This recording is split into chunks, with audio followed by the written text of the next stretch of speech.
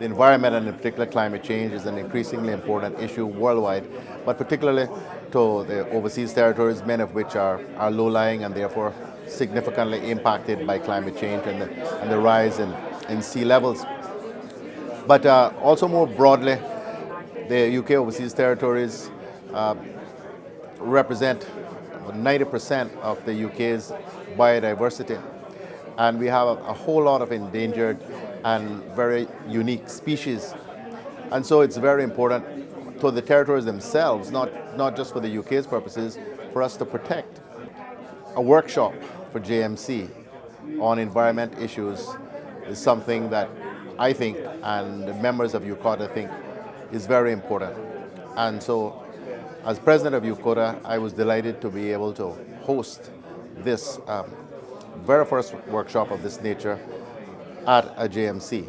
And so far, I think it's been very well received, and a lot of new ideas, a lot of concerns are being voiced.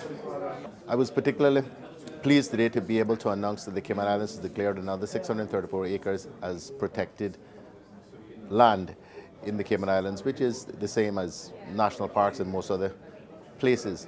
And that has brought the total land protected in the Cayman Islands to about 6.3% of the overall land mass of the Cayman Islands, which I think is pretty significant and a clear indication as to how important the Cayman Islands views the protection of the natural environment.